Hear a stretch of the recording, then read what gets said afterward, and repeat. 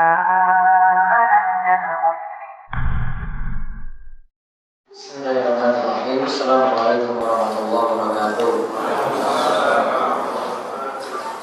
Innal hamdalillah nahmaduhu wa nasta'inuhu wa nastaghfiruh wa na'udzu billahi min shururi anfusina wa min sayyiati a'malina.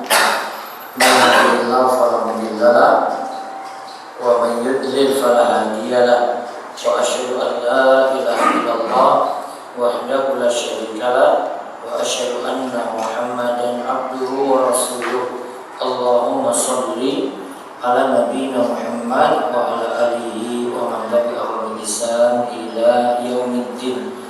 Allahumma inna nas'aluka ilman nafi'a wa rizqan thayyiban wa amalan mutaqabbala.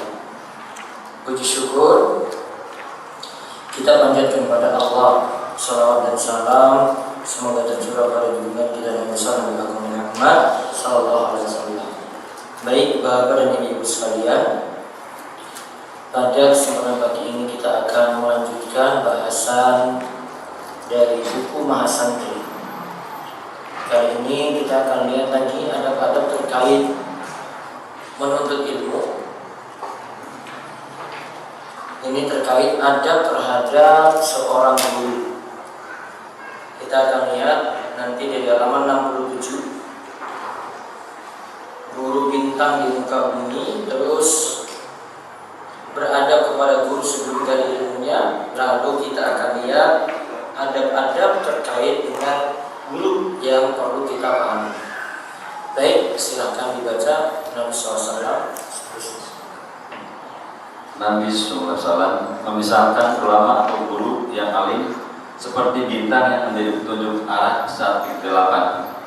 Nabi memisahkan seorang alim seperti bintang yang menjadi petunjuk arah, sehingga bisa mengantarkan seorang kalau dia akan sesat, maka bintang ini yang akan menuntun. Coba lihat hadisnya. Dalam Musnad Al-Imam Ahmad dari Anas radhiyallahu anhu, Nabi SAW bersabda, "Pemisahan ulama di muka bumi seperti bintang yang ada di langit. Bintang dapat memberi petunjuk pada orang yang berada di gelap malam di daratan maupun di lautan. Jika bintang tak muncul, manusia tak mendapatkan petunjuk." Jika bintang tak muncul, manusia tidak mendapatkan petunjuk. Namun kalau ada bintang, maka yang tadi mungkin berlayar yang itu nyasar, sesat di mana, maka bisa ada yang memandu ketika. Nah, itulah ibarat ulama yang para ulama yang Nabi SAW itu misalkan. Terus selama ilmu ada, Selama ilmu ada, manusia akan terus berada dalam petunjuk. Ilmu tetap terus ada selama ulama ada. Jika ulama dan penggantinya sudah tiada, jadilah manusia tersesat. Jika ulama dan penggantinya sudah tiada, jadilah manusia itu tersesat. Coba lihat di sini hadis berikut ini jadi pendukungnya. Sebagaimana disebut dalam Sahihain dari Abdullah bin Amr radhiyallahu an, dari Nabi sallallahu alaihi wasallam, ia berkata, "Sesungguhnya Allah tidak mencabut ilmu begitu saja, dicabut dari para hamba. Ketahuilah, ilmu itu mudah dicabut dengan diwafatkannya para ulama sampai tidak tersisa seorang alim pun. Akhirnya manusia menjadikan orang-orang bodoh sebagai tempat rujukan. Jadinya ketika ditanya, ia pun berfatwa tanpa ilmu. Ia sesat dan orang-orang pun ikut tersesat." Hadis riwayat Imam Bukhari nomor 100 dan Muslim nomor 2673. Nah, lihat di sini dijelaskan tentang gimana kalau ulama meninggal dunia, maka ilmu itu terangkat juga. Innallaha la yaqbidul ilma intiza'an. Ilmu tidak diangkat itu tiba-tiba begitu saja. Yantazi'u minal ibad, yang dicabut dari para hamba. Walakin yaqbidul ilma biqabdil ulama. Akan tetapi ilmu itu jadi hilang dengan diwafatkannya para ulama. Hatta idza lam yubqi aliman, sampai tidak ada lagi seorang alim. Akhirnya orang-orang bodoh itu yang dijadikan tempat untuk bertanya. Lalu di sini ditutup, sungguh jasa guru dan ulama begitu besar. Bayangkan jika nelayan berada di kegelapan malam, lantas tak memiliki petunjuk jalan dari bintang-bintang di langit. Sesatkah jadinya? Nah, sekarang kita lihat pentingnya beradab kepada guru sebelum gali ilmunya. Kalau kita sudah memiliki guru yang baik, maka adab pada seorang guru perlu diperhatikan. Namun adab pada guru atau ahli ilmu pada saat ini dirasa semakin berkurang.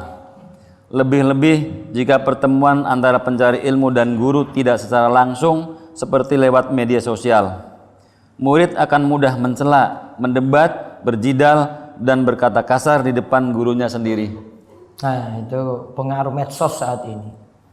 Kita lihat kalau di medsos, mau orang biasa yang ngomong, mau seorang ahli ilmu yang ngomong, ustadz yang ngomong, tetap saja nanti ada komentar-komentar. Nanti orang-orang bodoh yang tidak punya ilmu komentar-komentar kasar di situ. Kok bisa kayak gini? Kok bisa kayak gini? Adab nggak diajarkan di situ. Maka kalau mau belajar bukan lewat medsos semata, namun belajar hadiri majelis ilmu. Itulah barangkali yang kurang dimiliki penuntut ilmu saat ini. Lebih mementingkan mempelajari ilmu daripada mempelajari adab. Akhirnya melekat pada diri mereka watak keras dan suka mendebat, bahkan tidak santun dengan gurunya. Apalagi jika ia hanya menggali ilmu dari satu guru. Jika ada guru lain yang berbeda pendapat dengan gurunya, bisa-bisa ia katakan sesat. Kenapa ada murid bisa bersikap seperti itu? Itulah karena kurang dalam mempelajari adab. Itu karena kurang dalam mempelajari adab. Nah, sekarang lihat pentingnya mempelajari adab. Pelajari adab dulu barulah gali ilmu. Imam Darul Hijrah, Imam Malik radhiyallahu anhu pernah berkata pada seorang pemuda Quraisy, pelajarilah adab sebelum mempelajari suatu ilmu. Nah, ta'allamil adaba qabla an tata'allama ilma. Pelajarilah adab sebelum mempelajari ilmu. Pelajari adab terlebih dahulu. Terus kenapa sampai para ulama mendahulukan mempelajari adab? Kenapa sampai para ulama mendahulukan mempelajari adab? Sebagaimana Yusuf bin Al-Husain berkata, dengan menjaga adab, maka engkau jadi mudah memahami ilmu. Bil adabi tafhamul ilma. Dengan adab itu dipelajari, kita akan lebih mudah memahami ilmu. Maka kuncinya dari mempelajari adab tadi, maka ilmu akan lebih mudah kita pahami. Lalu Syekh Shalih Al-Husaimi hafizahullah berkata, dengan memperhatikan adab maka akan mudah meraih ilmu. Sedikit perhatian pada adab maka ilmu akan disia-siakan. Nah, sedikit perhatian pada adab maka ilmu akan sia-sia. Maka untuk mudah meraih ilmu adab mesti dijaga. Lalu karenanya sampai-sampai Ibnul Mubarak berkata, kami mempelajari masalah adab itu selama 30 tahun, sedangkan kami mempelajari ilmu selama 20 tahun. Ta'allamnal adab salasina aman. Kami pelajari adab itu selama 30 tahun. Sedangkan kami mempelajari ilmu itu 20 tahun. Berarti mempelajari adabnya lebih lama. Ya, biar ilmunya itu cepat masuk, maka dia pelajari adab terlebih dahulu. Nah, sekarang apa saja adab-adab yang kita perhatikan terhadap guru kita? Bisa dibaca halaman 71. Beberapa adab terkait guru. 1. Pelajarilah ilmu dari guru, jangan otodidak dengan membaca buku sendiri. Nah, jangan otodidak. Karena siapa yang cuma ngambil ilmu dari buku saja bisa tersesat dengan bukunya tadi. Coba lihat di sini penjelasannya. Asalnya ilmu agama diperoleh dengan talaqi langsung dengan guru atau bertatap muka langsung. Meraih ilmu tersebut bisa dari seorang guru, lebih baik lagi jika dari berbagai guru yang memang terpercaya ilmunya sehingga tidak kaku dalam satu pendapat saja. Nah, sekarang kita lihat ada faedah belajar dari guru secara langsung. Lihat ada 3 faedah di sini. Ada faedah belajar dari guru secara langsung. 1. Lebih ringkas dalam meraih ilmu. Beda halnya jika ilmu diperoleh dari buku yang butuh penelaan yang lama. Seorang guru bisa meringkas perselisihan ulama yang ada dan bisa mengambil pendapat yang lebih kuat. Nah, guru itu bisa meringkas cara kita itu belajar. Tidak dengan waktu yang lama. Guru sudah merangkum. Oh, ini yang penting, ini yang penting, ini yang penting. Nah, itu yang kita pelajari. Yang kedua, lebih memahami ilmu. Memang nyata belajar dari guru lebih cepat memahami dibanding dengan otodidak. Karena dalam membaca bisa jadi ada hal-hal atau istilah yang sulit dipahami. Namun akan sangat terbantu ketika belajar kepada seorang guru. Nah, lebih cepat paham. Tadi lebih ringkas, yang kedua sih lebih cepat paham. Karena guru bantu memahamkan. Kadang kalau kita baca sendiri butuh berkali-kali dibaca baru paham. Ada guru yang mudah memahamkan kita pada suatu ilmu. Terus yang ketiga, ada hubungan antara murid dan guru, yaitu antara yang junior dalam mencari ilmu dan yang telah banyak makan garam alias berpengalaman. Ada hubungan antara murid dan guru. Yang junior dan yang senior ada hubungan baik. Maka waktunya ringkas, lebih cepat paham, kemudian punya hubungan yang baik dengan guru. Terus sekarang adab yang kedua, menghormati guru. Di antara adab pada guru adalah menghormatinya. Di antara bentuk menghormatinya memanggilnya dengan panggilan yang santun. Misal yang jadi adat atau kebiasaan di negeri kita memanggil guru tersebut dengan sebutan Pak Guru atau Ustadz. Panggilan ini adalah bentuk panggilan santun pada guru kita. Bentuk panggilan santun pada guru kita. Jadi tidak panggil ya dengan bahasa sehari-hari, panggil kayak teman gitu enggak. Ya, dia panggil dengan kalimat yang santun, bentuk menghormati. Terus hal di atas adalah pengamalan dari hadis dari Abdullah bin Amr bin As radhiyallahu an. Ia berkata bahwa Rasulullah SAW bersabda, tidak termasuk golongan kami siapa yang tidak menyayangi yang kecil di antara kita dan tidak menghormati yang lebih tua di antara kita. Hadis riwayat Tirmizi nomor 1919.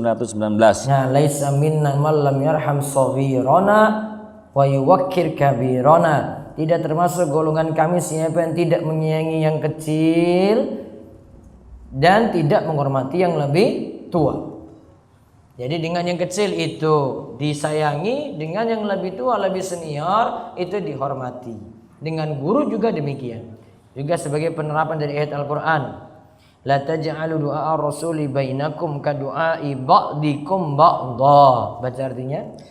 Juga sebagaimana penerapan dalam ayat Al-Qur'an, janganlah kamu jadikan panggilan Rasul di antara kamu seperti panggilan sebahagian kamu kepada sebagian yang lain. Nah, Syekh Bakar Abu Zaid radhiyallahu an dalam Hilyah Thalib al-Ilm berkata, inilah yang ditunjukkan oleh Allah kepada yang mengajarkan kebaikan kepada manusia, yaitu Nabi SAW. Jadi kalau pada Nabi enggak panggil seperti panggilan teman, dipanggil dengan panggilan yang mulia, wahai Rasulullah SAW gitu. Maka kalau yang dengan yang lebih senior, yang berilmu juga demikian, ada adab. Nah, adab itu tujuannya untuk menghormati tadi. Terus Imam Nawawi rahimahullah menerangkan. Imam Nawawi rahimahullah menerangkan, disunahkan bagi anak, murid atau seorang pemuda ketika menyebut ayahnya, guru dan tuanya agar tidak dengan menyebut namanya saja. Nah, jangan panggil cuma dengan nama saja. Sama kita panggil yang tua juga demikian, nggak panggil nama.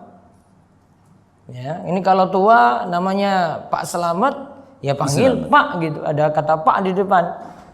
Nggak panggil Selamat mat gitu, enggak. Itu panggilan teman. Itu dengan seumuran gitu, atau dipanggil yang lebih muda. Namun kalau yang lebih tua ada panggilannya sendiri. Dari sisi gaya bahasa di dalam bahasa kita juga sama. Ya, ada bahkan yang bagi nanti strata lagi, nanti untuk yang kalangan biasa, untuk yang lebih tua, untuk manggil orang tua, nah itu ada lagi lebih menghormati. Ya, dalam beberapa bahasa di negeri kita seperti itu. Ya, maka itu bentuk penghormatan seperti tadi.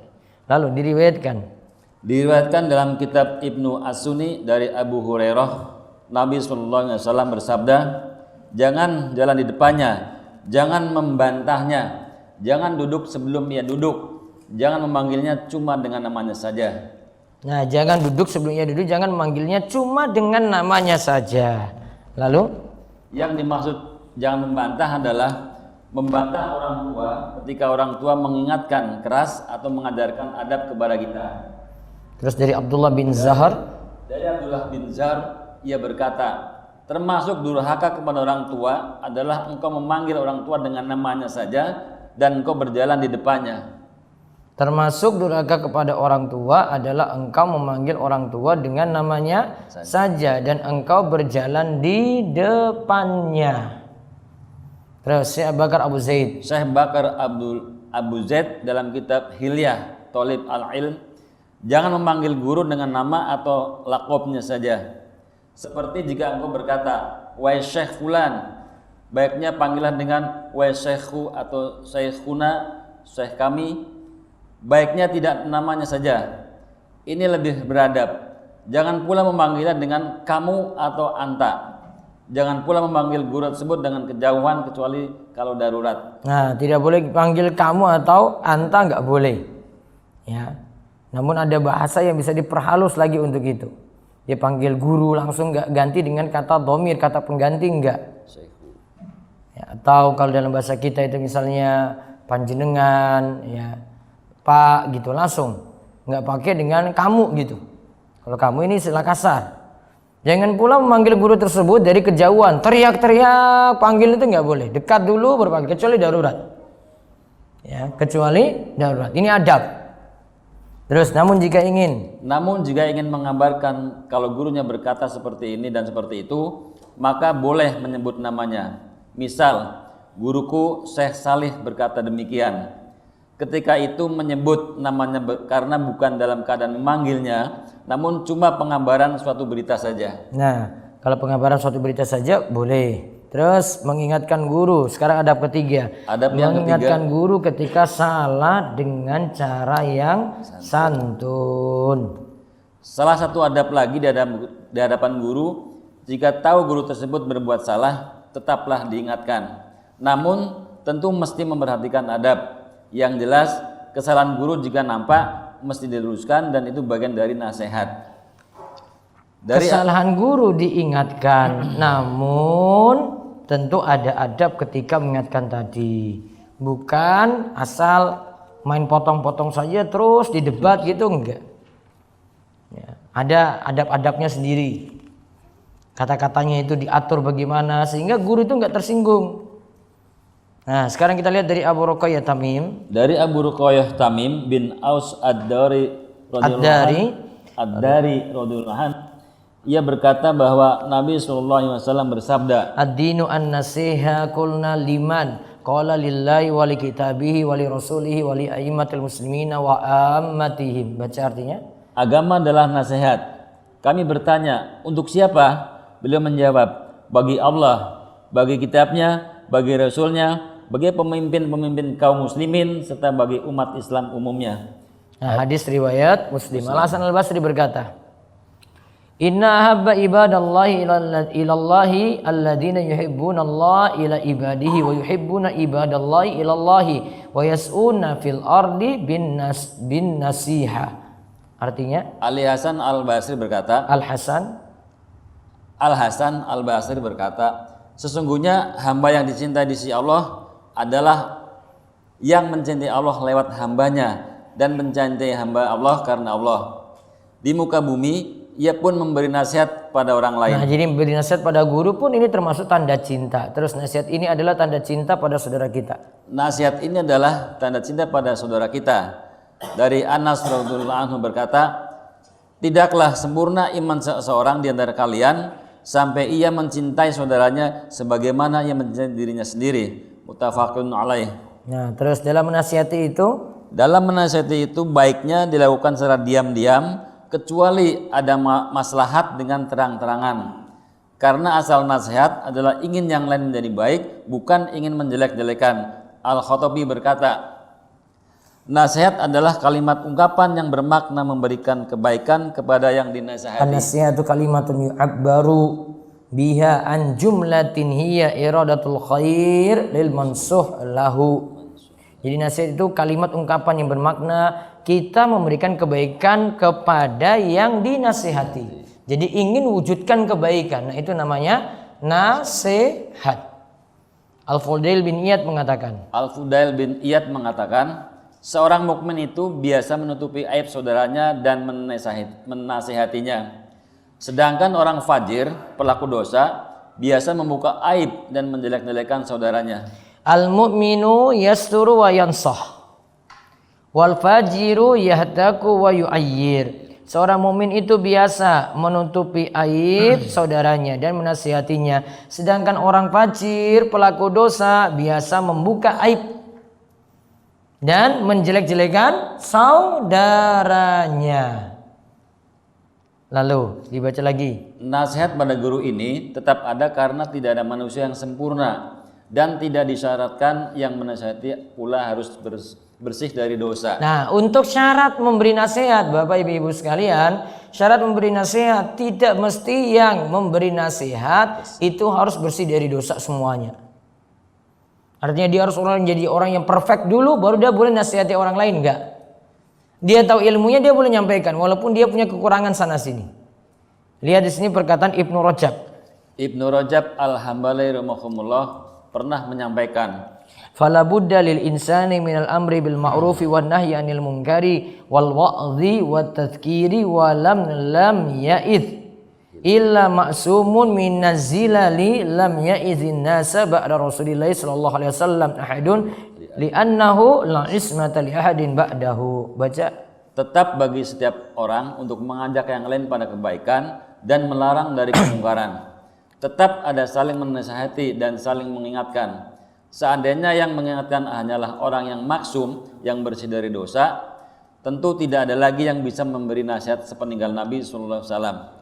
Karena sepeninggal Nabi sallallahu alaihi wasallam tidak ada lagi yang maksum. Nah, maka kalau syaratnya harus perfect dulu, maka tidak ada di muka bumi ini yang bisa beri nasihat kecuali Rasul saja. Ya, tidak ada yang bisa beri nasihat.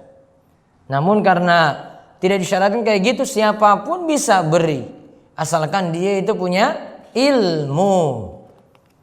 Terus Syekh Bakar Abu Zaid rahimahumullah berkata, jika guru berbuat salah atau ada suatu kerancuan pada dirinya, janganlah martabatnya jadi jatuh di pandanganmu, karena engkau bisa meraih kemuliaan karena ilmu darinya. Karena siapa berani mengaku bahwa ia bisa selamat dari kesalahan. Terus Syekh Muhammad bin Shalih Al-Hutsaimin rahimahumullah menerangkan perkataan Syekh Bakar Abu Zaid di atas. Akan tetapi jika guru kita berbuat salah, apakah kita masih diam atau tetap mengingatkannya? Kalau ingin mengingatkan, apakah mengingatkan di majelis ilmu atau di tempat lain? Nah, tentu saja ada adab yang mesti diperhatikan dalam hal ini. Kami katakan, jangan sampai kesalahan tersebut didiamkan. Karena kesalahan tersebut menjadi masalah untuk dirimu sendiri, juga untuk gurumu. Karena jika kesalahan tersebut diingatkan, tentu akan jadi lurus. Begitu pula jika ada kerancuan, bisa jadi ada salah kata-kata ketika berucap, sehingga perlu sekali dibetulkan. Akan tetapi, apakah kesalahan tersebut diingatkan di dalam majelis ataukah di luar majelis? Bisa jadi diingatkan saat itu juga di dalam majelis. Karena kalau tidak diingatkan, ilmu tersebut barangkali direkam, akhirnya nantinya tersebut tersebar padahal ada kekeliruan di dalamnya. Tentu saja kesalahan tersebut perlu diingatkan di dalam majelis. Bisa juga kesalahan tersebut diingatkan di luar. Engkau jalan bersamanya empat mata, lalu bisa berkata, wahai Syekh, kami tadi mendengar engkau berkata seperti ini dan seperti itu. Kami tidak mengerti atau kami sedikit rancu. Mungkin kami yang salah atau barangkali ada yang keliru. Mungkin kami yang salah dengar atau barangkali ada yang keliru. Berarti untuk menasihati guru bisa di dalam majelis kalau memang butuh diterangkan langsung dalam majelis. Karena misalnya ini live. Ya, terus ada yang salah, maka biar tidak tersebar, maka diralat dalam majelis. Itu boleh. Namun kalau bisa diralat di luar majelis, ya itu lebih bagus. Kalau tidak urgent di dalam majelis tadi, nanti sampaikan kayak gini-gini. Nah nanti siapa tahu di pertemuan berikutnya bisa diluruskan lagi. Nah sekarang kita dapat simpulkan bagaimanakah cara menasihati guru ketika ia salah atau keliru. Kita dapat simpulkan bagaimanakah cara menasihati guru ketika ia salah atau keliru. Nah kita lihat ada 5 cara nasihati guru. Satu, nasihat didasari karena menginginkan kebaikan kepada guru. Jadi ingin guru itu jadi baik, maka ada nasihat. 2. Yang kedua, nasihat adalah tanda cinta pada guru agar tidak terjatuh dalam kesalahan. Agar guru tidak terjatuh dalam kesalahan, itu tanda cinta dari muridnya. Terus 3. Yang ketiga, nasihat pada guru baiknya dilakukan sembunyi-sembunyi. Nah, baiknya sembunyi-sembunyi. 4. Yang keempat, nasihat bisa dilakukan di dalam majelis jika memang ada maslahat. Kalau ada maslahat bisa lakukan dalam majelis. Terus yang kelima, tetap santun dalam menasehati. Nah, tetap santun dalam menasehati. Ya, itu yang lebih bagus. Terus yang keempat, rajin hadir dalam majelis ilmu. Rajin hadir dalam majelis ilmu. Di antara adab pada guru adalah rajin hadir dalam majelis ilmu, berusaha terus hadir kecuali ada uzur syar'i. Nah, kalau punya kesempatan untuk hadir, apalagi itu kalau kajian rutin, maka usahakan untuk hadir. Ya, bukan datang nanti atau dia pilih-pilih gitu. Ini kayaknya bagus nih. Akhirnya belajar nggak sistematik. Kalau pelajarannya sistematik, maka lebih bagusnya adalah hadir rutin. Dia usahakan seperti itu. Ini di antara adab. Nah, sekarang kita lihat sebagian halaqah ilmu yang khususnya membahas materi rutin bukan tematik, misal membahas salah satu kitab ulama, akan nampak beda antara awal dan akhir. Pertemuan awal pasti akan lebih banyak dibandingkan dengan akhirnya. Keadaan awal lebih banyak, keadaan akhir akan semakin berkurang, bahkan bisa jadi tersisa 1 atau 2 orang. Jarang sekali majelis yang kita lihat terus istiqomah kecuali yang Allah beri taufik kepadanya. Kadang kalau pertemuan pertama, masya Allah, masjidnya full, penuh. Pertemuan kedua makin berkurang lagi, pertemuan ketiga makin berkurang lagi. Akhirnya pertemuan terakhir sisa 2 orang. Pernah ngaji kayak gitu? Berdua aja pernah? Pernah. Nah itu. Awal-awal itu panas-panas tai ayam. Insya Allah itu rajinnya luar biasa. Sudah kedua berkurang lagi, ketiga, bosan nih saya nih ya. Ya saya refreshing aja dah. Ya 5, 6, sampai pertemuan terakhir, misalnya pertemuan 10, sudah sisa 2. Ya 2 orang. Bahkan dia mungkin bisa dengan gurunya saya cuma berdua. Ya kalau zaman ini ya gampang itu lihatnya. Ustadz kami live aja lah. Ya, jadi dia pengen live aja, jadi nggak usah hadir. Sudah ada live-nya. Padahal samping rumah ini bisa hadir. Itu aja masih pakai live. Karena kalau live kan masih bisa makan gorengan. Ya kan? Bisa tiduran. Kalau ini kan nggak bisa, harus konsen duduk, dengar serius gitu. Kalau live kan masih bisa makan cemilan itu. Ya kan? Masih bisa. Pahalanya lebih besar dalam majelis ilmu. Terus lihat contoh dari para salaf. Lihat contoh dari para salaf di masa silam. Bagaimanakah semangatnya mereka dalam merutinkan menghadiri majelis ilmu pada guru-guru mereka. Nah kita lihat bagaimana mereka rutin hadir di sini. Abul Hasan Al-Kharqi berkata, aku punya kebiasaan menghadiri majelis Abu Ghazim setiap Jumat. Keesokan harinya, pada hari Jumat ternyata kosong. Namun aku tetap menghadirinya agar tidak mengurangi kebiasaanku untuk menghadiri majelis tersebut. Majelisnya tiap hari Jumat. Dia sudah punya kebiasaan kayak gitu. Gurunya bilang besok Jumat ini kosong ya, dia tetap hadir. Biar bangun kebiasaan hari Jumat itu pokoknya ada kajian.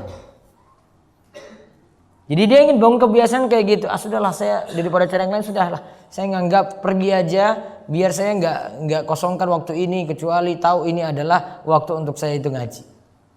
Terus yang kedua, Wahab bin Jarir dari bapaknya ia berkata, aku sudah pernah duduk di majelis Al Hasan Al Basri selama 7 tahun. Aku tidak pernah absen walau 1 hari pun.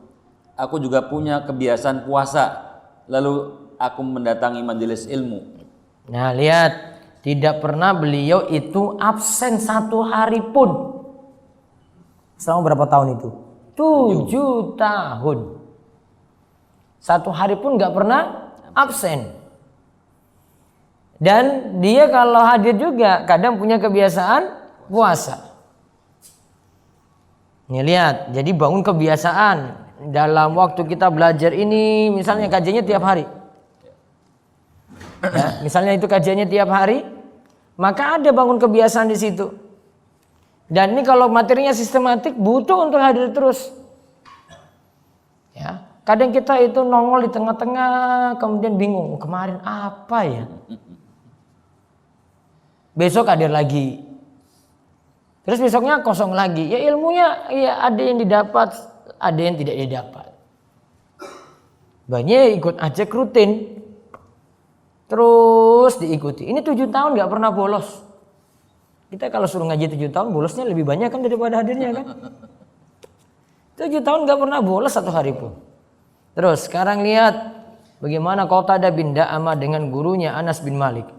Qatadah bin Da'amah As-Sadusi, ulama di kalangan tabi'in yang lahir dalam keadaan buta. Ia adalah di antara murid Anas bin Malik. Para ulama yang ada ketika itu biasa mengambil ilmu dari Anas pada pagi dan petang hari. Jadi Anas punya majelis 2 ya, pagi dan sore. Pagi ada, sore itu ada. Jadi ulama-ulama yang lainnya belajar pada Anas bin Malik, sahabat Nabi ini. Terus ada yang menghadiri majelis di pagi hari lantas pergi. Yang datang pagi hari memberitahukan ilmu kepada orang-orang yang hanya bisa hadir di petang hari. Suatu saat Anas telat hadir pada majelis sore. Lantas jadi gurunya telat hadir. Ya, gurunya telat hadir pada majelis sore. Namun Qatadah kan dapat majelis pagi. Dia hadir di majelis pagi, majelis sore. Pas ketika itu gurunya Anas bin Malik gak hadir. Nah, lihat selanjutnya Lantas Qatadah membawakan pelajaran kepada orang-orang yang hadir di sore hari mengenai hadis yang ia peroleh dari saat pagi hari. Nah, muridnya jadi ustadz langsung. Ngajar. Gurunya belum hadir. Ya, nunggu-nunggu ini kok Anas gak keluar-keluar. Akhirnya muridnya naik. Dia ngajarkan ilmu ini, ilmu yang dia peroleh yang pagi tadi. Siapa tahu ada yang belum datang. Nah, maka dia dengar ilmu yang tadi pagi itu disampaikan. Yang lainnya yang belum dengar, nah dapat dari ya Qatadah tadi, Qatadah yang sampaikan. Anas gak ada. Terus ketika Anas hadir, ia menyimak apa yang disampaikan oleh Qatadah. Ia melihat bagaimana bagusnya hafalan Qatadah dan ia pun begitu takjub dengan kecerdasannya. Nah, pas lagi Qatadah ngisi, gurunya datang. Ya, gurunya datang. Terus ketika gurunya datang, gurunya duduk dengar. Ya, gurunya duduk dengar lagi. Insya Allah ini Qatadah ini luar biasa Qatadah ini. Cerdas banget. Lihat, lantas ia pun menepuk tangan Qatadah lantas berkata, "Berdiri wahai Qatadah," dipanggil dengan panggilan ya Akhmah, artinya wahai si buta. "Aku baru saja mengambil ilmuku sendiri darimu." Nah, aku baru saja ngambil ilmuku sendiri darimu. Berarti cuma copy paste saja. Persis itu. Yang tadi di pagi hari yang dia dengar, dia sampaikan di sore hari untuk teman-temannya yang nggak hadir. Pas ketika itu Anas bin Malik dengar, kok sama dengan yang tadi pagi. Karena tadi dikatakan oleh Anas, aku baru saja mengambil ilmuku sendiri darimu. Berarti nggak ada yang luput dia itu. Ya, dia nggak main jawab-jawab WA, ya kan? Dia nggak nyambi, apalagi gitu nggak. Benar-benar nyimak. Ini nggak ada yang luput ini. Karena gurunya katakan apa? Saya ngambil ilmuku darimu langsung. Ilmunya Anas, nah dia dengar dari si Qatadah. Oh berarti sama persis itu. Berarti yang dia dengar itu mantap sekali. Kira-kira Bapak kalau dengar kajian bisa ulang lagi? Misalnya saya ngisi 1 jam gitu, bisa ulang lagi 1 jam itu cerita itu persis kayak gitu bisa. Coba lihat tadi itu Qatadah itu ya, persis copy paste itu. Yang dia dengar dia sampaikan. Oh sama seperti yang Anas ini sampaikan. Sampai Anas bilang, saya ngambil ilmuku sendiri darimu langsung, ilmuku kata Anas. Terus ini tanda orang yang semangat hadir di majelis ilmu, maka kelak ia akan menuai hasil kerja kerasnya. Dari Abu Darda radhiyallahu anhu, Nabi sallallahu alaihi wasallam bersabda, innamal ilmu bitta'allum wa innamal hilmu bittahallum, may yataharral khaira yu'ta wa may yattaqi syarra yuqah. Sesungguhnya ilmu didapatkan dengan belajar, dan sesungguhnya hilm, kesabaran dan ketenangan didapat dengan terus melatih diri. Barang siapa berusaha untuk mendapat kebaikan, maka Allah akan memberikannya. Barang siapa yang berusaha untuk menghindari keburukan, niscaya akan terhindar darinya. Nah, di sini dikatakan innamal ilmu bitta'allum. Ilmu itu didapat kalau mau serius belajar. Kalau nggak mau serius belajar, nggak akan dapat ilmu. Nah, terus sekarang yang kelima, adab lagi, menjaga adab kalau bertanya. Baca. Kelima, menjaga adab dalam bertanya. Salah satu adab lagi ketika berinteraksi dengan guru adalah menjaga adab dalam bertanya. Seorang murid yang hendak bertanya pada guru hendaklah memperhatikan adab-adab berikut ini. Yang satu, maksud bertanya bukan untuk mendebat gurunya. Nah, bukan untuk debat, bukan untuk cari gara-gara, bukan untuk mengetes gurunya. Ini guru saya ini kayaknya belum paham dalil deh ini. Saya kemarin dengar di majelis lain, ya, guru saya ini kayaknya belum tahu ini. Saya mau tes dulu dia ini, tahu apa enggak. Bahkan dia disebutkan rujukan. Ustadz, mungkin Ustadz belum baca ini bukunya ini kayak gini, halaman sekian ini. Ini kayaknya lebih sahih daripada pendapat ini Ustadz tadi ini. Bisa. Coba lihat di sini. Ilmu itu bukan untuk didebatkan seperti itu. Lihat dari Ka'ab bin Malik. Dari Ka'ab bin Malik radhiyallahu anhu, ia berkata bahwa ia mendengar Rasulullah SAW bersabda, barang siapa yang menuntut ilmu dengan maksud untuk bisa mendebat ulama, atau untuk menampakkan keilmuannya di hadapan lainnya, atau untuk mendebat orang-orang bodoh yang menanamkan keraguan pada orang bodoh, atau agar menarik perhatian yang lainnya supaya orang banyak menerimanya, maka Allah akan memasukkannya dalam neraka. Hadis riwayat Tirmidzi nomor 2654. Nah, terus dari Jabir bin Abdullah.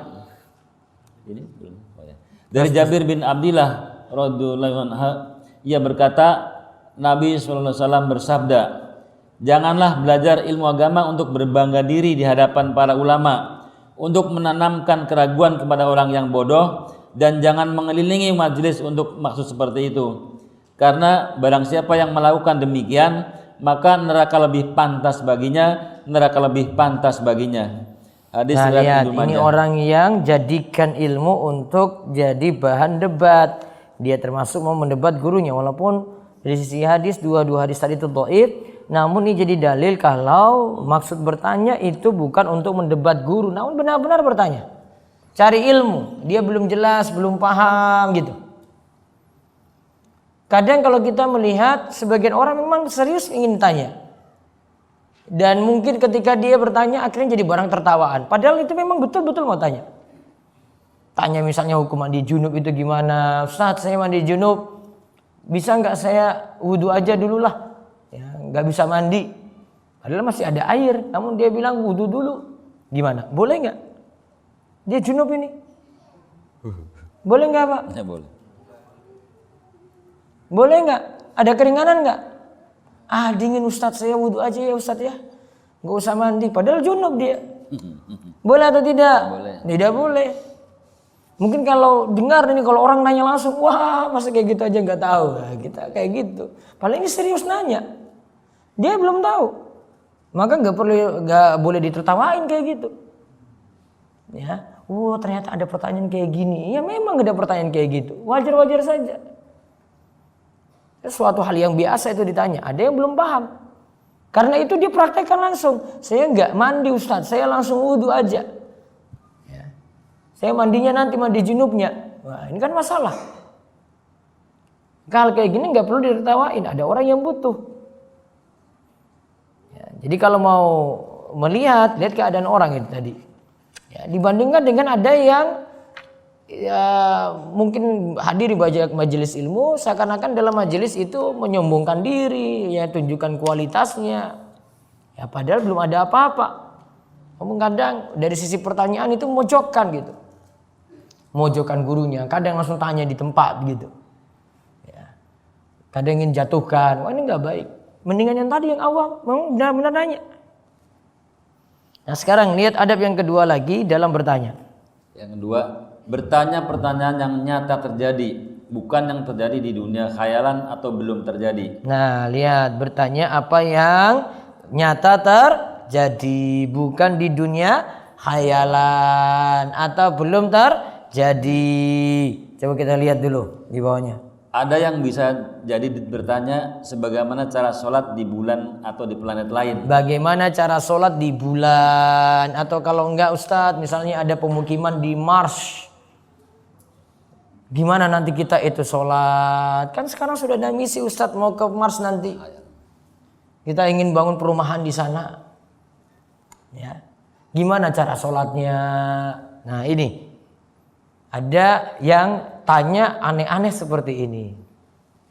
Ringkasnya, pertanyaan seperti ini tidak perlu dijawab. Seandainya dijawab pun manfaat nggak? Pak, ini mau ditelusuri ini. Cara sholat di bulan. Manfaat nggak? Buktinya dia nggak praktek juga kok. Belum sampai juga ke bulan, belum sampai juga ke planet Mars. Ngapain dibahas? Kesana saja harus punya cara-cara sendiri baru bisa hidup. Bagaimana mau 24 jam dia di sana? Sulit. Ya. Coba lihat lagi yang berikutnya. Ada diskusi di masa silam yang seharusnya bisa dijadikan ibrah. Ada seorang ulama yang bernama Syabatun.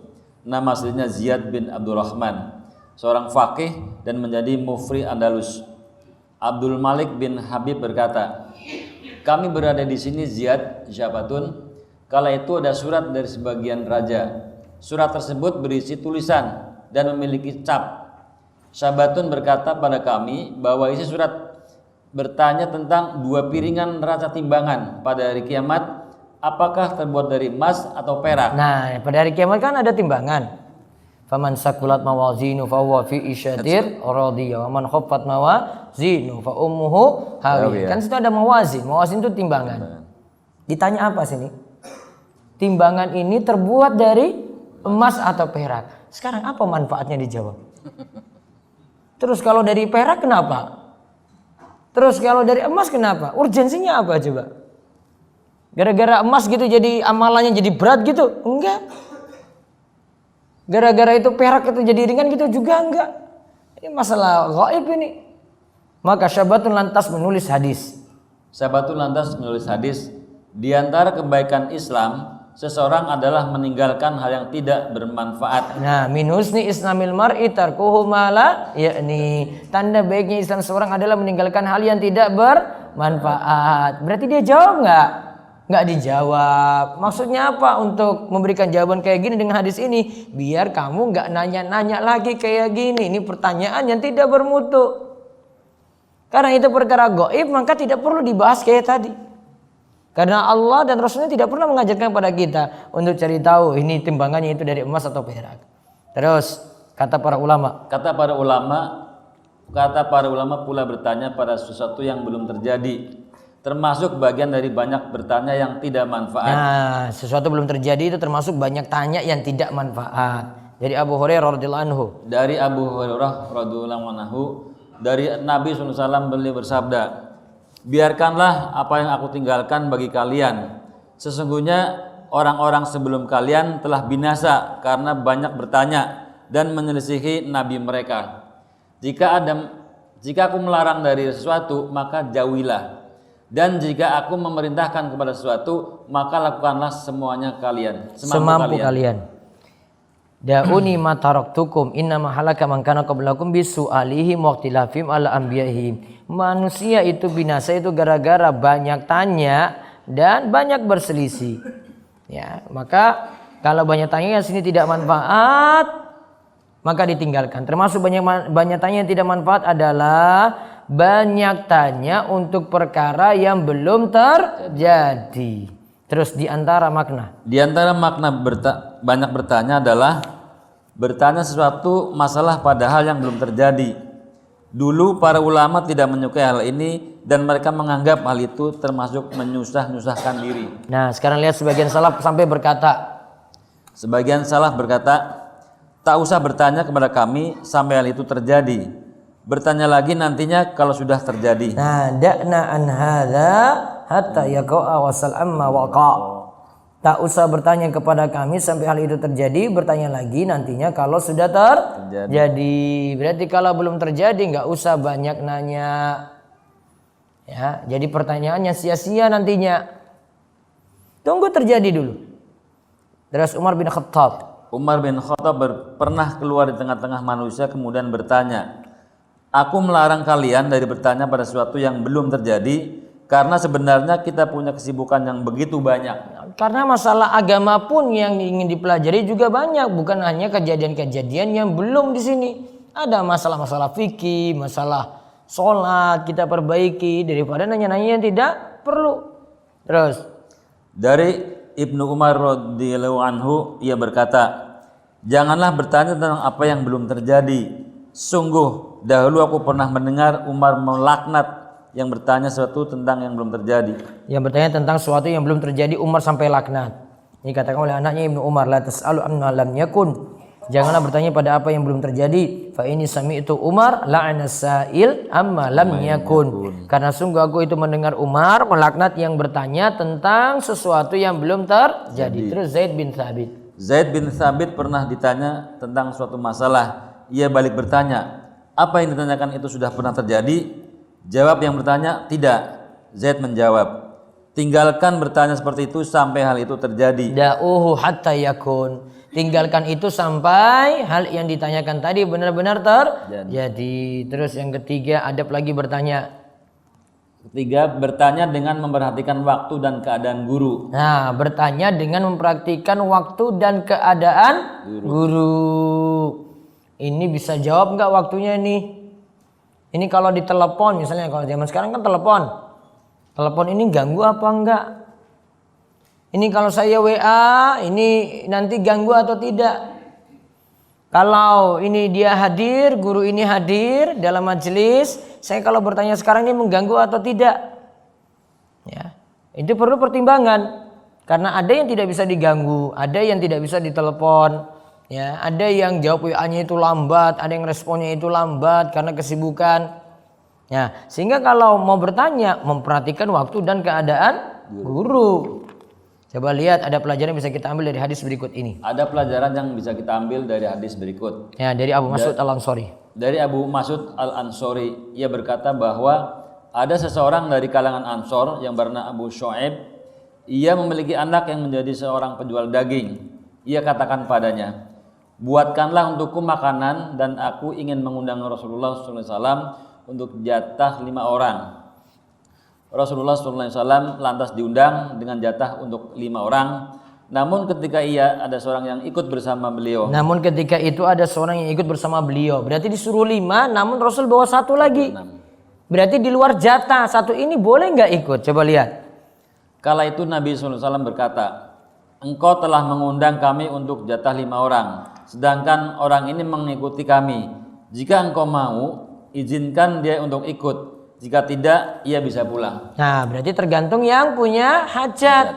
Kalau pada saat ini waktu diundang tadi dia izinkan untuk masuk, ya masuk. Namun kalau tidak diizinkan berarti silakan pulang. Maka sama seperti orang yang punya kesibukan. Kalau dia bilang silakan mau bertemu, ya alhamdulillah. Kalau dia bilang maaf saya tidak bisa diganggu, berarti kita harus terima alasannya. Coba lihat penjelasan dari Syekh Muhammad bin Shalih Al-Utsaimin berikut ini.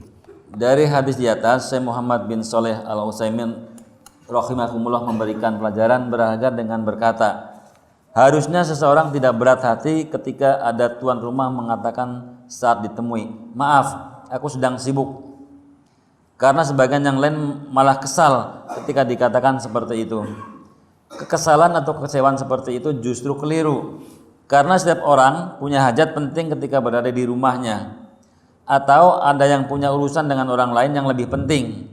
Karenanya kalau ada yang bertamu kemudian tuan rumah katakan bahwa ia sedang ada aktivitas penting, maka janganlah merasa kecewa ketika dikatakan seperti itu. Karena dalam Islam ada diajarkan seperti itu. Nah lihat, berarti kalau tuan rumah itu katakan maaf saya sibuk nggak boleh diganggu, berarti kita apa? Nggak ganggu. Sama dengan telepon. Ada yang telepon bolak-balik terus dia matikan terus, yang punya HP matikan terus, nggak mau diganggu. Ini bukan waktu untuk nerima telepon. Boleh atau tidak? Boleh saja. Berarti tanda dia tidak mau diganggu saat itu. Ini bukan waktu ganggu saya sekarang, saya mau butuh istirahat. Dia matikan. Yang nelpon gak usah marah-marah, kamu kok gitu sih sama saya? Kok saya HP-nya gak diangkat-angkat? Ya karena mungkin ada kesibukan, gak bisa jawab HP. Ya, sama, di WA juga demikian. Kayaknya kamu ini dengan saya ya, benci saya ya, gak suka sama saya. Kok WA saya gak dibaca-baca, read aja enggak. Ada orang gak bisa balas karena masih nunggu waktu, ada waktu sibuknya. Sama seperti ini alasannya. Maka kalau mau bertanya juga demikian, lihat kondisi dan waktu. Ada berikutnya lagi. Yang keempat, jangan sampai bertanya hanya untuk wawasan tanpa mau diamalkan. Jadi cuma sekadar teori saja, amalan enggak. Kalau mau bertanya untuk diamalkan, maka bobot pertanyaan yang bagus itu adalah yang dibutuhkan untuk dia amalkan. Ya, bobot pertanyaan yang bagus tuh kayak gitu, bukan untuk mendebat. Kalau saya bandingkan orang Jakarta ini kalau dengan orang desa itu kalah jauh. Orang Jakarta tuh sering debat. Ya, kalau saya ngisi Jakarta tuh malasnya tuh kayak gitu itu. Apalagi kalau suruh nanya langsung. Wah, saya didebat terus. Malas banget ini hadapi orang ini. Kalau di kampung nanya memang yang dibutuh. Ustaz mau tanya ini dulu. Wah betul itu yang dia nanya. Kejadian dia. Berarti dia mau tanya untuk apa? Amalkan itu. Ya, pertanyaan lugu-lugu yang tadi saya sebutkan itu lugu-lugu. Utapun itu berbobot itu. Itu pertanyaan bagus karena langsung dia dengar, oh langsung. Kalau itu larangan dia tinggalkan, kalau itu perintah dia jalankan. Memang tujuannya kayak gitu. Nah, itu bertanya kayak gini. Jadi jangan sekadar tambah wawasan. Ya. Jadi kita butuh apa gitu kalau nanya itu? Saya butuh ini, butuh ini, butuh ini. Nah, itu berbobot tuh namanya. Nah, terus para ulama salaf berkata. Para ulama salaf berkata, barang siapa yang mengamalkan ilmu yang telah ia ketahui, maka Allah akan mewariskan atau mengajarkan kepadanya ilmu yang belum dia ketahui. Nah, di sini disuruh amalkan ilmu. Jadi bukan sekadar wawasan. Terus ini sesuai dengan firman Allah. Ini sesuai dengan firman Allah Subhanahu wa taala. Walladzina tadaw zadahum hudaw wa atahum taqwahum. Dan orang-orang yang mau menerima petunjuk, Allah menambah petunjuk kepada mereka dan memberikan balasan ketakwaannya. Nah, surat Muhammad ayat 17 terus, wa yazidallahu alladzina tadaw huda, Maryam 76. Dan Allah akan menambah petunjuk kepada mereka yang telah mendapati petunjuk. Quran surat Maryam ayat 76. Nah, terus lihat perkataan Ibnu Mas'ud, man ta'allama ilman lam ya'mal bihi lam yazidhu illa kibran. Lihatlah pula ketika Ibnu Mas'ud radhiyallahu anhu, siapa yang belajar ilmu agama lantas ia tidak mengamalkannya, maka hanya kesombongan pada dirinya yang terus bertambah. Punya ilmu kok nggak amalkan, ya cuma ada nanti kesombongan dan kesombongan. Namun kalau dia amalkan maka akan hilang kesombongan pada dirinya. Terus yang berikutnya Wahab bin Munabbi berkata. Wahab bin Munabbi berkata, permisalan orang yang memiliki ilmu lantas tidak diamalkan adalah seperti seorang dokter yang memiliki obat namun ia tidak berobat dengannya. Nah, permisalan orang yang memiliki ilmu lantas tidak diamalkan seperti ada dokter yang punya obat namun ia tidak berobat dengannya. Padahal dia lagi punya senjata nih, namun dia nggak mau pakai. Namanya juga ilmu tadi diamalkan, nggak hanya jadi wawasan. Terus Sufyan bin Uyainah berkata. Sufyan bin Uyainah berkata, tidak ada sesuatu yang lebih memudaratkan kalian selain dari raja yang jelek dan ilmu yang tidak diamalkan. Selain dari raja yang jelek, min mulukisu'i wa ilmin la ya'malu bih. Tidak ada sesuatu yang lebih memudaratkan kalian selain dari raja yang jelek dan ilmu yang tidak diamalkan. Terus Abdul Wahid bin Zaid berkata, barang siapa mengamalkan ilmu yang telah ia pelajari, maka Allah akan membuka untuknya hal yang sebelumnya ia tidak tahu. Jadi kalau makin amalkan ilmu, jadi jangan hanya wawasan saja, ilmu diamalkan, maka akan terbuka lagi ilmu-ilmu yang baru. Terus Mar'uf Al-Karhi berkata, jika Allah menginginkan kebaikan pada seorang hamba, Dia akan membuka baginya pintu amal dan akan menutup darinya pintu jidal, suka berdebat atau bantah-bantahan. Jika Allah menginginkan kejelekan pada seorang hamba, Dia akan menutupi baginya pintu amal dan akan membuka baginya pintu jidal, suka berdebat. Jika Allah menginginkan kebaikan pada seorang hamba, Allah akan membuka baginya pintu amal. Itu berarti ada kebaikan, dan tutup pintu jidal, debat. Berarti nanti dapat kebaikan banyak. Namun tanda Allah itu jauh dari hamba itu saat Allah itu tutup baginya pintu amal dan seringnya debat. Terus yang kelima, jangan sampai bertanya hanya ingin cari simpati dan pujian. Perhatikanlah niat dalam menuntut ilmu. Jangan sampai yang diharap adalah dunia dan pujian manusia. Bertanya hanya ingin dipandang bahwa ilmunya itu banyak. Nah, diluruskan niatnya. Jangan sampai bertanya, niatnya itu hanya untuk cari simpati, cari pujian. Orang-orang sekitar yang nganggap, wah Masya Allah itu ilmunya luar biasa.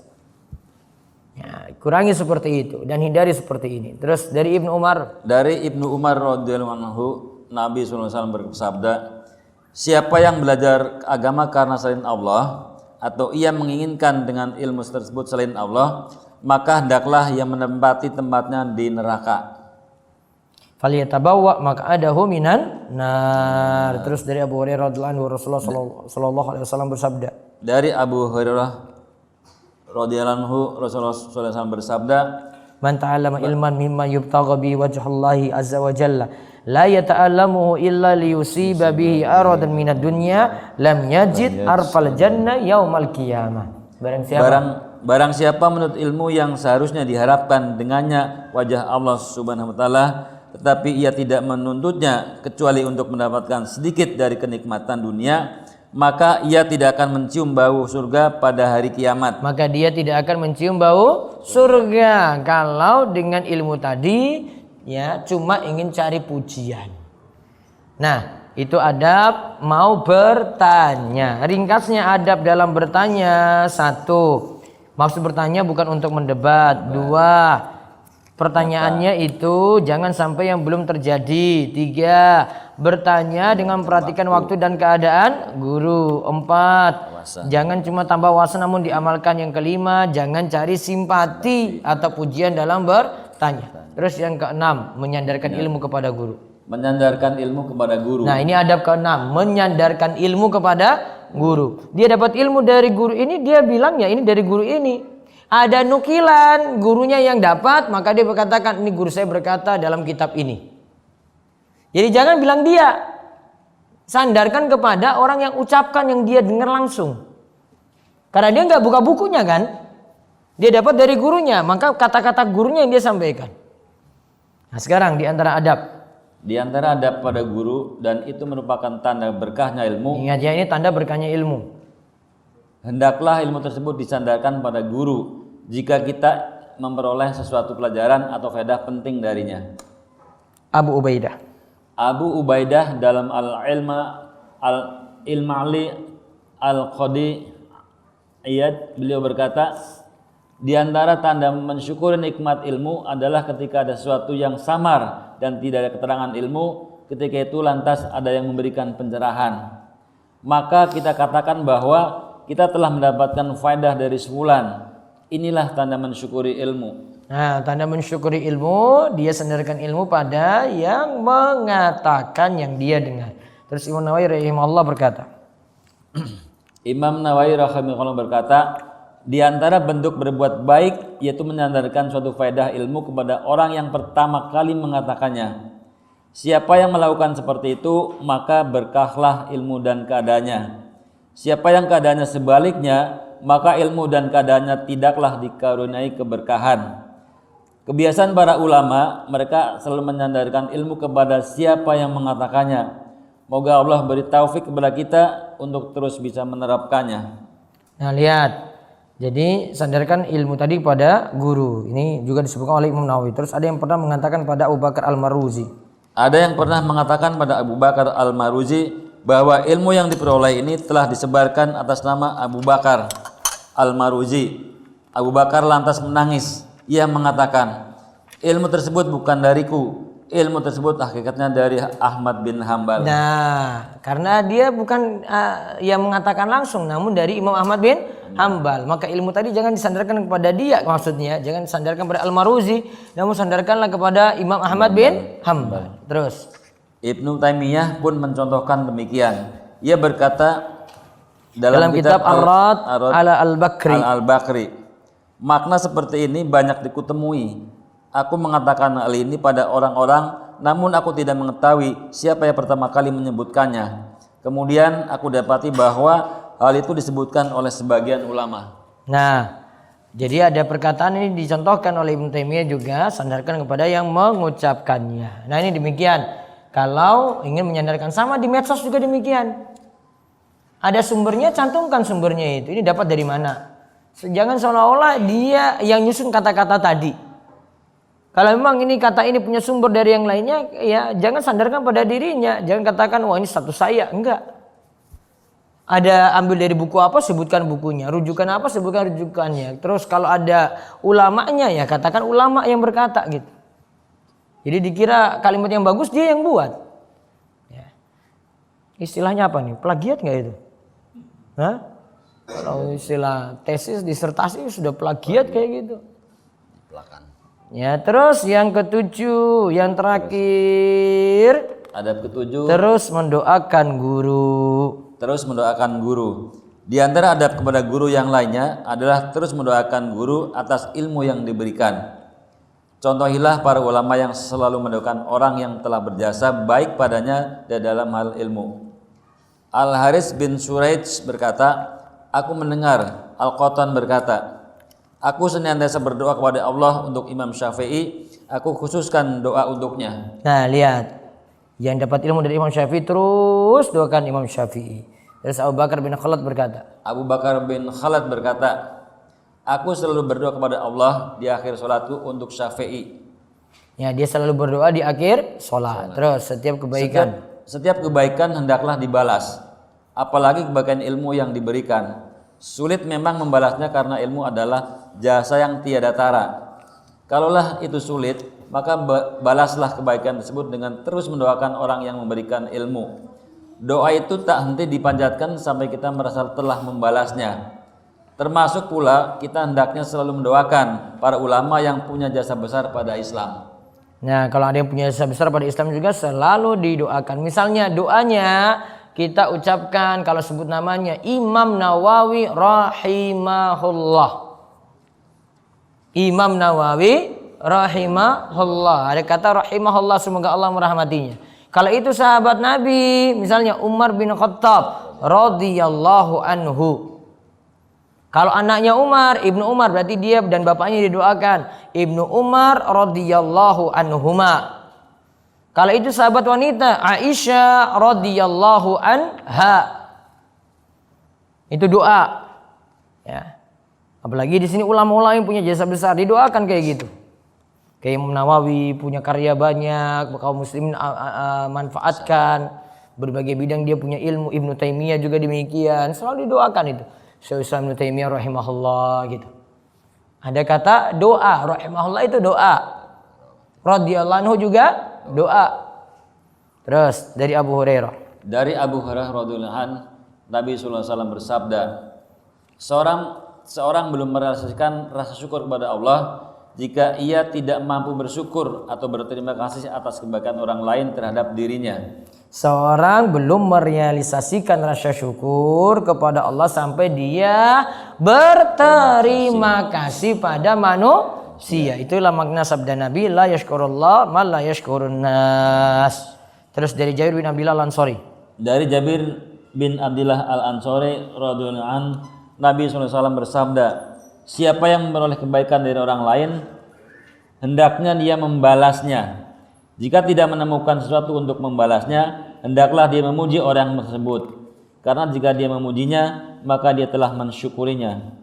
Jika dia menyembunyikannya, berarti dia telah mengingkari kebaikannya. Seorang yang terbiasa terhadap suatu kebaikan yang tidak dia kerjakan atau miliki, seakan-akan ia memakai dua helai pakaian kepalsuan. Nah, lihat di sini pada kalimat awal, man sunya ilaihi ma'ruf falyujzihu.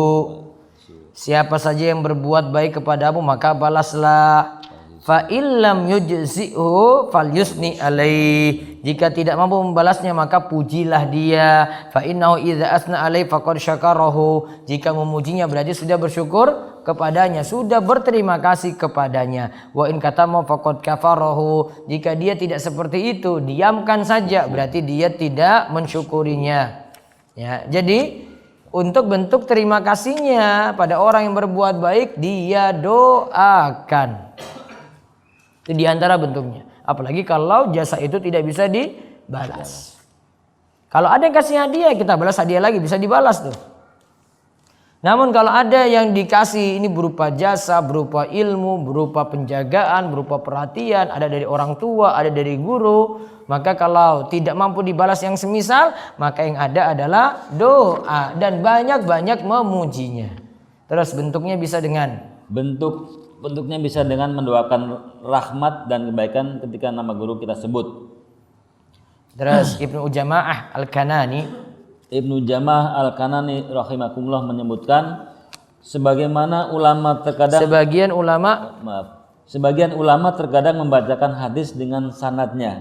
Mereka lalu mendoakan setiap perawi dalam sanad tersebut.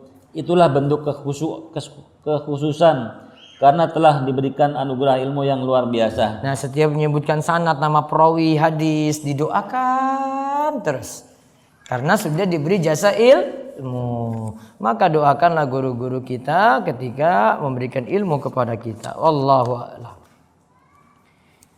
Baik, sampai di situ. Nanti pertemuan berikutnya kiat mempelajari agama dengan mendalami bahasa Arab.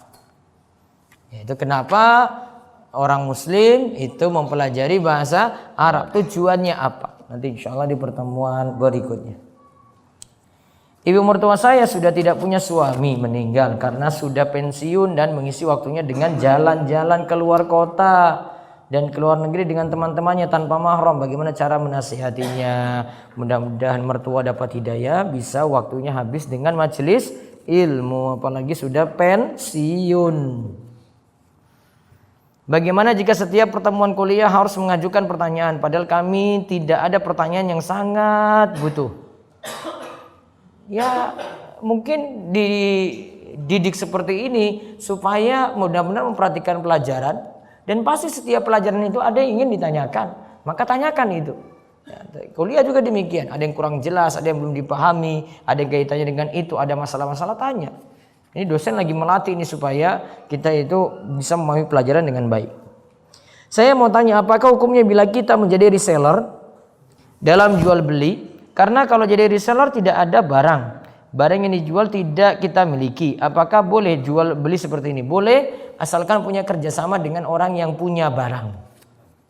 Ya, kerjasama, kita jadi wakilnya gitu, kita jadi calonnya gitu, boleh.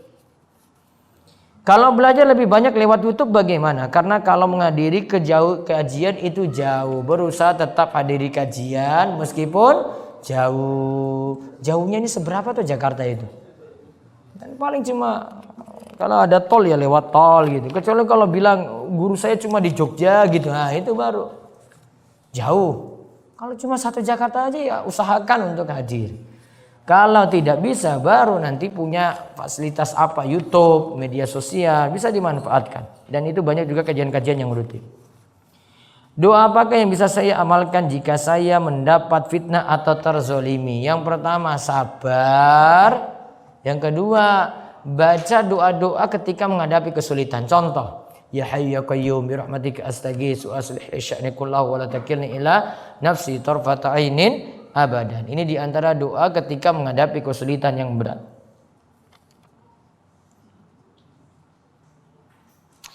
Memang ada ya Pak Ustadz cross hijabers, laki-laki memakai pakaian syar'i menyerupai wanita di mana itu Pak Ustadz, ciri-cirinya gimana ya Pak Ustadz?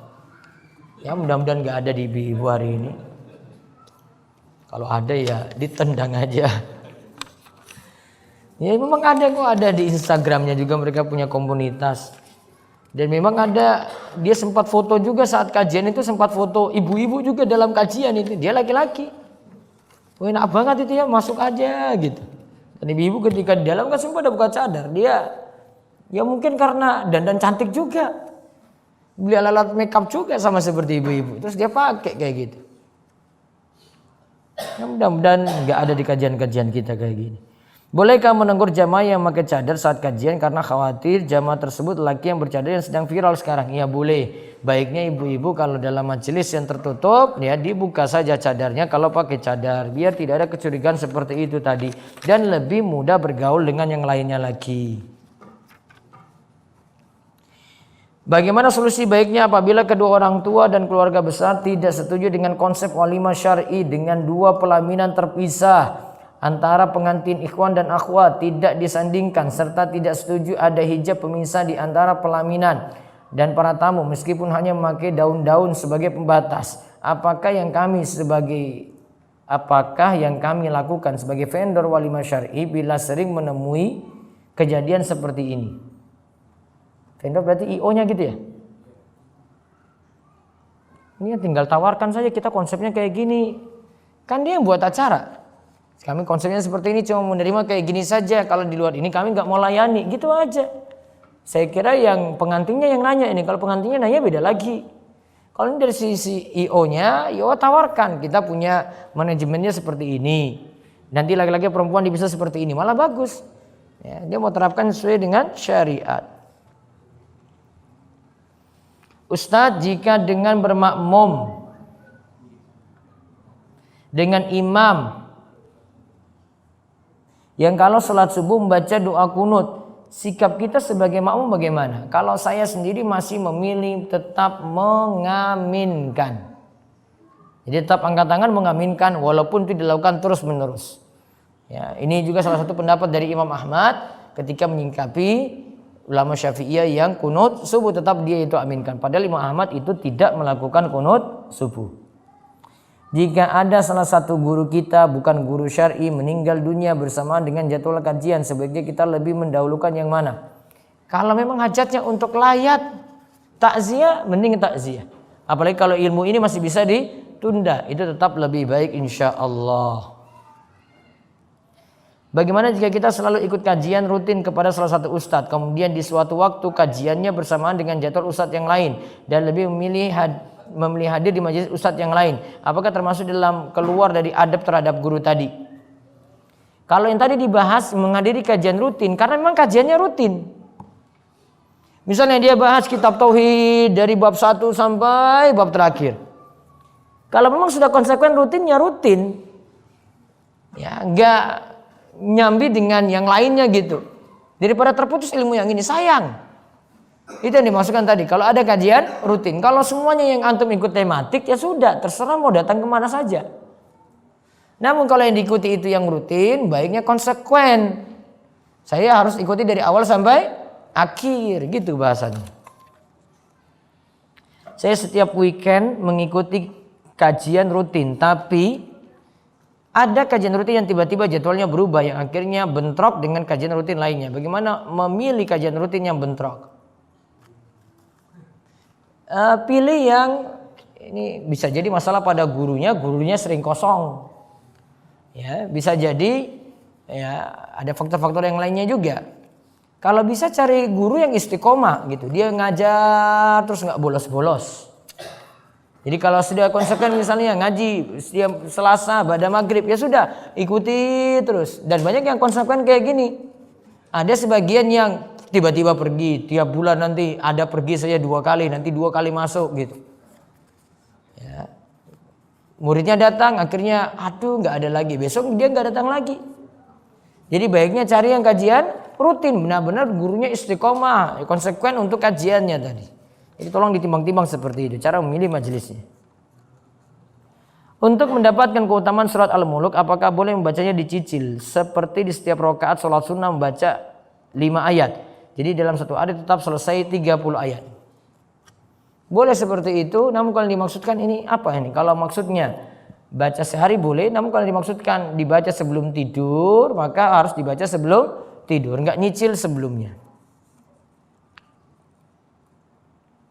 Bagaimana jika seorang guru mengajar ilmu agama akan tapi di dalam kajiannya dicampur dengan kata-kata yang kotor, misal bodoh, tolol, mukelu kayak jamban misalnya, enggak mencerminkan akhlak yang baik, dan penghinaan terhadap orang lain, akan tapi jamaahnya malah tertawa, terbahak-bahak. Apakah guru seperti ini perlu diambil ilmunya? Tidak perlu. Cari guru yang berakhlak, beradab. Kalau enggak murid-muridnya nanti kata-katanya kayak gitu juga, enggak jauh. Enggak jauh-jauh dari gurunya.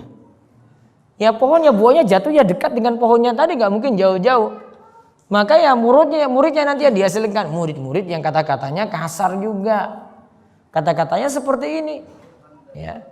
Maka yang dipilih sebaiknya guru yang punya perilaku dan akhlak yang baik.